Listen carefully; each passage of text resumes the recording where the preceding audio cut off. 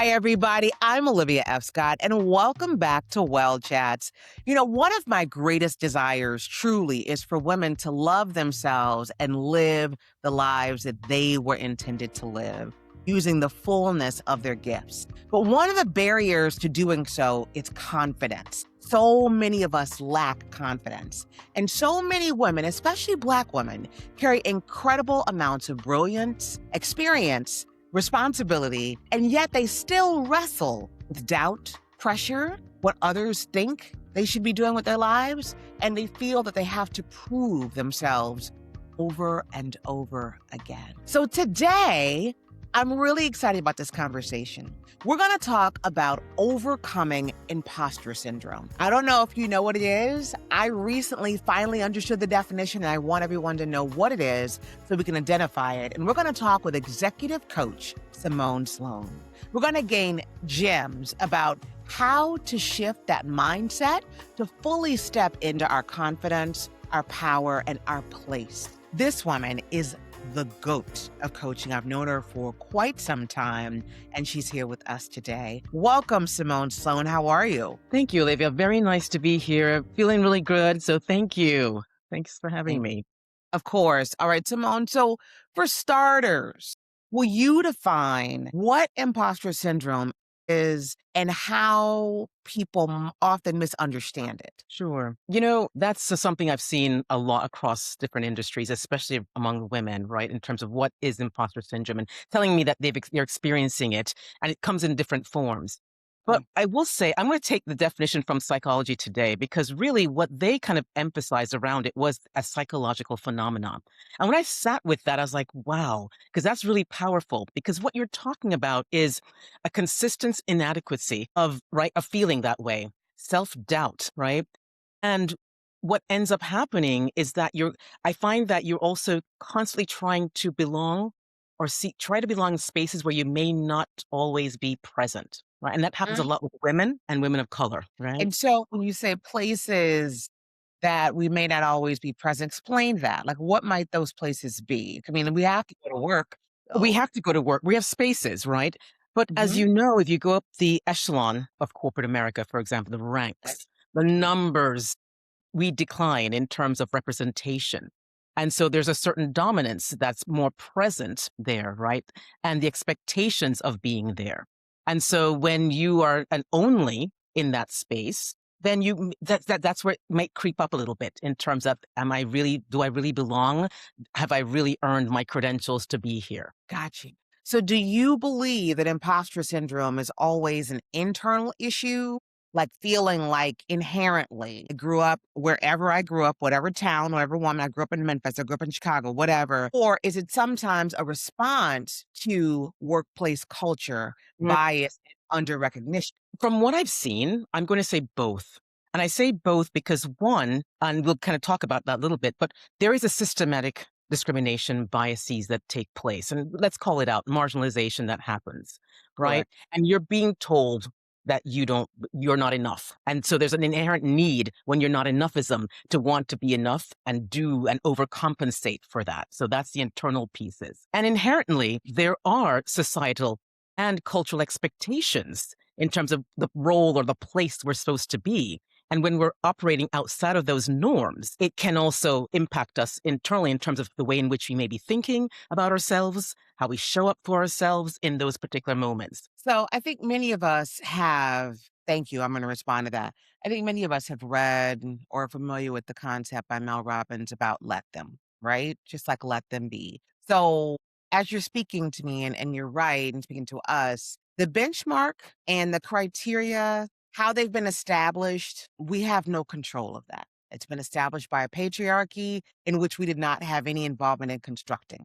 However, there are some things that we can do to really show up authentically. So I want to shift to that, which is what I know that you do like none other. So can you enlighten us, oh, Miss Simone, which habits or thought patterns can women begin to adopt to increase our confidence and move from self doubt into self trust. Got it.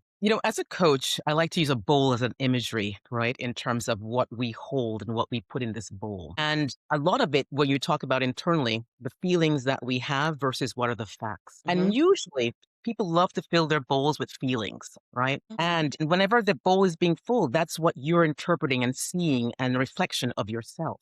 And so when we're looking at this bowl and even trying to assess, is it real?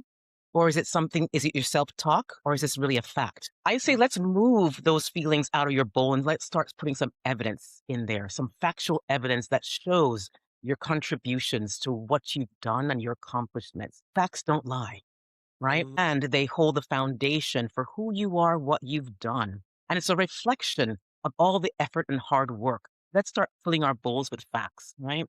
But we, Yes. yeah, yeah, No, I didn't want to interrupt you. I was saying last night I was in a yeah. writer's meeting and we were talking about this concept of how to stop negative self-talk. And one of the ladies in the group was saying her track record. Mm, It stops long enough, right? It's a 50-year-old woman or even a 40 or just whatever you've been through in your life and you've overcome it. absolutely. Right?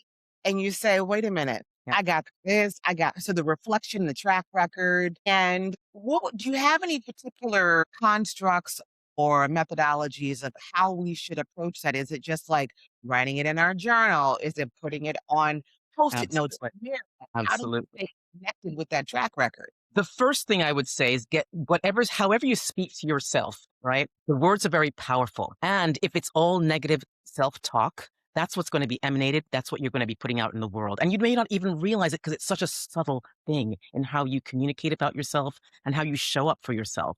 So let's reframe those. I call it a clearing. So Okay. all the things, doubts that you have or fears or anything that you say, for example, you have a meeting coming up. You're like, oh my gosh, I don't know who in the meeting. I'm nervous about this. Write that. I call it a clearing. Write all that stuff down before you actually enter into the space, So all right? of my fears about, do I have enough? Am I gonna be dressed well? Do I have the information? All my fears, write them down. Write them down. Clear your brain of all that nonsense because it's negative energy that you're holding in. Let's get it out, right?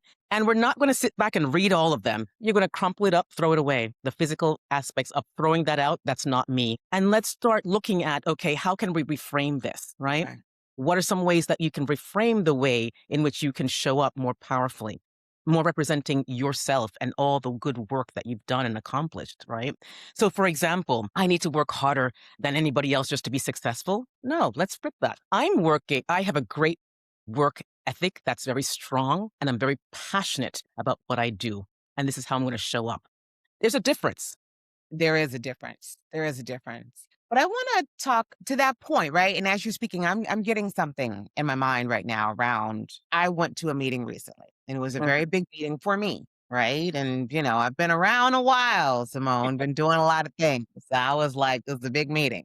And I went through like, "Ooh, do I have the right look? Do I have the right nails? Do I have the right bag?" All those things that were very superficial, but I got freaked out about them because I'm definitely more of a bohemian in the sense of we're just gonna show up and we're a writer and a creator, but we don't have the Gucci bags, we don't Mm, have the Louboutins, we don't have the size 6 figure, we don't have those things. We just show up as right for many women who go through all of those machinations, right? Around, I've got to be perfect. I've got to be the right dress size, whatever that is. I've got to have the right hairstyle. I have dreads. I don't have straight hair. I don't have the Gucci. I don't have the Louis Vuitton. I don't have any of those things. I'm just a woman who is using her gifts in this lifetime and showing up with the best intentions that mm, God has given me. That's all absolutely. I got. But I'm nervous because I'm gonna go into a room where others might be judging me on my appearance. How can a woman build confidence? It's rooted in herself, her authenticity, and her own preparation versus perfectionism. Got it. And let's talk about that perfectionism because that is a man made construct. Man made construct. Let's shadow that construct, right? Because it is so harmful in every different ways you can think imaginable. Because one, what it does, it helps us focus. Well, helps us. It really focuses the brain on the mistakes that make and go, "Oh, it's personal." And you start beating up yourself, shaming yourself, right? As opposed to seeing mistakes for how they really are. Mistakes, opportunities for learning. Mm. It then forces us to focus on what's wrong, as Right. opposed to really appreciating all the things that went right. Half empty, half full. And then it Right. also forces us not to have appreciation for ourselves. And when we can't even appreciate ourselves, there is no grace and there is no gratitude in this whole process. So let's shatter that construct because it's not real. I would counter. I got to counter for a second though, right? Because we know that other people, which is why I want us to get more rooted in who we are, Yes, these constructs are real for others, they are. right? You walk into a room and there's an expectation of us looking a certain way, whatever that look might be. I think about when I used to work at Live Nation, and this is a very real moment I had. I was very concerned about being a Black woman. I had just started my locks and I had very short locks. They weren't, long and luscious like they are now. It's like I look like a little pickaninny, I thought, right? I was younger and I was nervous about being Black and having locks. And they paired us at that time at Live Nation with a mentor. And my mentor was Maureen Ford. Maureen Ford, I believe, is still there. And Maureen Ford is a Caucasian woman with blonde hair. And I shared with her my concerns. And then she blew my mind because she says, Olivia, as a white blonde woman, I want you to understand that I too am concerned about my appearance. I'm naturally blonde. And my reality is I'm wondering if people think that I'm smart enough to be Mm, here. And that was the first time I was like, so there are women, no matter what we look like, that, and mostly women, the guys, I don't think they worry about that so much. Although there is some toxic masculinity, as you know, about like guys having broad shoulders and muscles and abs and that type of thing. But we're just, absolutely. yeah. They have another podcast for that. So, you know, I really want us to figure out how we can tap into that confidence. I always say just do what you can, Mm. right? So I do a lot of over preparation. I need to spend more time with my track record, a lot of over preparation, but then I will get the nails, but they're press on nails and I put them on at home. So it's like, okay, what's comfortable for me? Me spending $100 at a nail salon to put actual nails? No, I don't feel good about that. But I know that they need to see that. So I might go ahead and put some press on nails on just to make myself look presentable. Yeah, but what you're really talking about is understanding your audience, right? Yeah. And ensuring that they're going to hear you and not be distracted by whatever it is that how you present. The reason why I Yeah. say this is that, for example, if I go into a room where I know it's finance services professionals, 9 times out of 10, they're in a suit. I'm not showing up with jeans, sneakers. They're not even going to hear what I have to say, right? Right. So you Right. have to understand the audience. And versus if I go into a tech room, I'm not walking into a suit because they're going to look at me and be like, okay, she doesn't get us or doesn't understand who we are, right, as a culture or people. So you Right. have to, one, know your audience and the spaces in which you're going to be presenting, right, Yes. aging and that type of, so do the homework, right? Go ahead. But don't be afraid to take up the space because what you're talking about too, as you were saying that, is you're touching upon the what's going on up here. Am I good enough?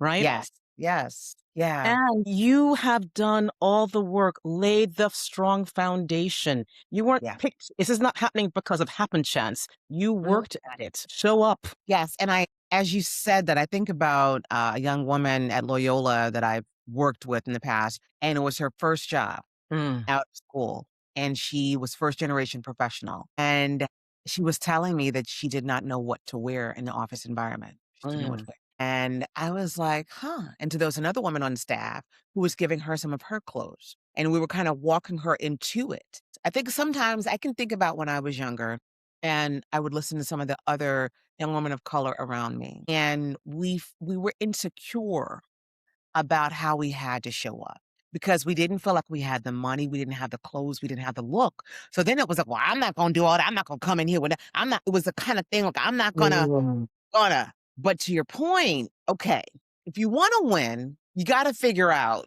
how you're gonna show up. Absolutely. Get some style about you.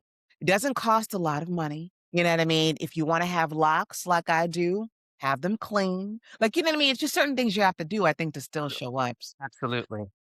So, if there's a woman that's listening or watching this well chat who wants to start her own business, I know you work with a lot of entrepreneurs, but she doesn't feel that she has what it takes to start her own business. Mm. What advice would you offer her? I'm going to say this. If you're thinking about going into entrepreneurship, there's a couple things that you need to think about before you even have your idea, put your idea to a business plan, put yourself out there. Business is a game of risk. It is a game it's a roller coaster and it's a game of discomfort, Ooh, I could do a TED Talk on that, but I'm not gonna interrupt your talk. right?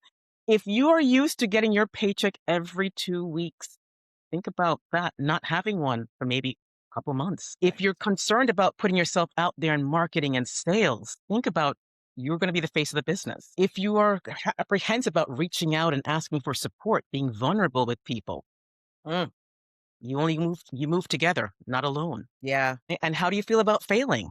Are you going to start beating yourself up or look at it in terms of an opportunity to pivot, get some support, and grow? These are the questions I ask folks before they even put their foot in it because they need to understand who you are, Yes.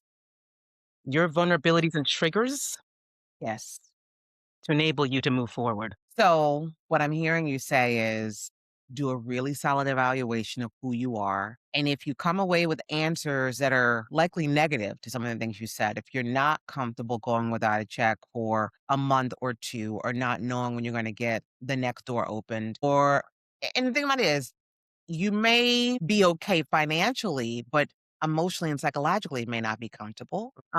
If you're not comfortable being the face of the business, being Simone Sloan, which by the way, everybody, I met Simone Sloan being just Simone Sloan, right? We were at it was an entrepreneur retirement session for a program I was involved in. I think it was Fast Track, I think. Yes. And, she came in eloquent, elegant, and she spoke to us and really spoke a lot of wisdom into us as entrepreneurs around how to prepare and keep an eye on retirement, and offered herself as a career coach. But she's her brand. And everywhere you go, that Simone Sloan is a brand. And so you've got to be comfortable with that. There's no hiding, you know? So thank you very much for that, sister. I appreciate that. If confidence is a skill, what are the first steps to practicing it consistently? Mm. The thing is that I'm looking at, though, is to really think about what that self doubt looks like pervasively for you. Is it Okay. paralyzing and is it sabotaging? Because Mm, those things are going to decrease and undermine your overall confidence. Confidence for me is around courage and vulnerability and how we dance with that together okay. because it allows us to take those bold steps, whatever those bold steps are for folks. And that's relative, right? A bold step for me could be jumping out of a plane. A bold step for other people might be stepping outside their door and introducing themselves to a stranger. It's all relative. But these are Okay. the bold steps that we need to practice consistently, right? To build that muscle of confidence. And when we keep doing it over and over again, it builds on, opens up new doors. You build stronger muscles and it opens up new muscles. So I'm going to say consistency is important with whatever it is that you want to do to build your confidence. Say, for example, weightlifting, right? You may start Yep. out with 1 pound, right? Right. Over time, in a couple of weeks, you end up picking up a 5 pound, a 10 pound. That builds your confidence. So would you say if there are things that you are afraid of, it maybe even things that you're fearful of, doing them a little bit more every single day until you build your confidence muscle in that thing. And then Absolutely. psychologically, that's kind of actually encouraging you and getting you emboldening you in another way. Absolutely. As you're putting yourself out there, you're Yep. getting feedback, good, bad, or indifferent, right? And that's also building that resiliency, right? Correct. Because now you're hearing, oh, you did well here. Oh, you know what? You could have improved here. And that Right. helps you to grow, right? From that perspective. Now, I'm not saying if you're afraid of heights, go onto the 11th floor or something of that nature. Right. But in Right. terms of your professional growth and development, absolutely. The little speaking up in a room. I said something. I volunteered my thoughts without people asking, waiting for permission to speak. That's courage. That's vulnerability. Well, what happens, Simone? I take this step. I speak up in a meeting, and someone louder and more confident and a bully says, well, that's a stupid idea. How do Oh, I recover from that? Because now I've done a lot of work to actually, and you have no idea. I have done a lot of work to show up and actually ask that question. I know. Right? It's like, oh, it took everything. I'm sweating bullets. I got it under my legs. I'm crossing my legs. I'm Absolutely. showing up and I do it. And then somebody pushes me down. Absolutely. You know what's interesting? I had that same thing happen to me, and it was my boss, my Okay. manager. And so I kind of was very, I got, I sat back and I go, that's interesting. The manner in which it was done, because everybody else in the room kind of took a pause and was like, whoa, right? Right. But this is where the power of mentors, community, and support, because you can go back and have them and kind of debrief with folks that you trust in an ear, right? And get different perspectives of how that went and what you can do, because it doesn't stop there. What Right. I did is that went back to my mentor. I go, this happened, and X, Y, and Z's, and kind of played that scenario out again. And at the Yeah. end of the day, I did the right thing, because it was more of a social piece to kind of sit back, take that in, and go, huh. I did back channel on it and said, the way in which you did X, Y's, and Z's wasn't appropriate. So I did call it out, but I didn't make a big stink in the room, because had I done that, then it doesn't look bode well onto me. It makes the other Right. person sit and look kind of in a very more aggressive way. So you have to know the room, know the audience, but make sure you have your supports outside of the room, so that way you can get some validation or some other thoughts around how to strategically clean that up. Simone Sloan, you are a premier executive coach that we are so happy to have in this world. And I'm so happy to have encountered in my lifetime. I'd like you, before you go, to share with us either everyday habits that you offer to help women show up with more presence and confidence in meetings, interviews, and leadership spaces, and how you help women stop waiting to feel confident before they can actually go after that next opportunity or show up in places in which they need to show up. I'm going to say this, that one of the key things is how you prepare. Everything's a strategy for me. We Okay. don't roll out and just have life happen to us, right? You've got to be very strategic in everything you do. So the first piece is, how are you preparing for yourself for your day? Right? Mhm. Is what type of practices do you put into your morning? Could be a meditation, could be an exercise, could be a space, could be a clearing, but something that helps you mindset get corrected in terms of where you need to be and how you need to show up. I also have my words, right? What are the 5 words that kind of define who you are, that you have used to define who you are? Okay, I will ask that. one word, and I say, this is what I'm going to embody for the day. Because I look at my schedule, you see what's going on, and I say, who do I need to be today? What do I need to show up as today? Strategically. And it gets you into that mode. But if you don't do the practices and think about that, then you're just showing up any old way. So you be strategic about how you prepare for your day Okay, and your engagements. very well. And if somebody is ready to invest in themselves and ready to take that next step to work with an executive coach, such as you, what is the best way to contact you and what can they expect in that experience? Sure. You can reach out to me on LinkedIn. Definitely reach out to me on LinkedIn. My company is yourchoicecoach.com. You can also connect through there as well. And what we do as part of the work is that we are going to give you a comprehensive assessment around where you are, what your baseline. So that way we understand what are the key things that we're going to be working on. Is it around executive presence, communication strategies, improving your overall emotional IQ, right? Those are some things that we will work on from that perspective. And as you grow and develop and get some feedback and work on it, your confidence builds over time, right? And your self awareness grows even larger to enable you to have the tools necessary to leap. Excellent. Well, Simone, I have been emboldened and encouraged throughout the years receiving coaching advice from you.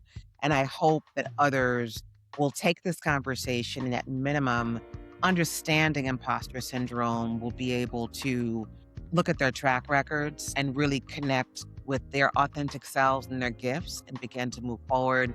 And I hope that they also give you a phone call for those who are really ready to go to the next level in their careers and their lives and say, you know, I need a little help. And Mm. I want to really encourage anyone today. When I shifted from being a vice president to a chief marketing officer, I called a career coach, an executive coach, right? Many of us simply don't have it in our families, right? We don't have parents that come from executive or career backgrounds, professional backgrounds, and we need a little help. Simone Sloan is, I'm not just pitching her, I'm being very honest. She's an incredible executive coach who can be right alongside you as you ascend and find that confidence to live the life using the gifts that you were intended to. So, Simone, thank you so much for sharing your wisdom with us today. This conversation was a really important reminder.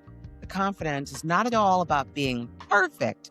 It's about trusting who you are, knowing your value, and refusing to shrink in spaces where you really do belong and where you've worked to be there. So to everyone listening, thank you for joining us today. May this Well Chat leave you encouraged and emboldened to walk a little taller, speak a little louder, to use your voice, and to fully own the brilliance that is within you. May God continue to bless each and every one of you. Ashe.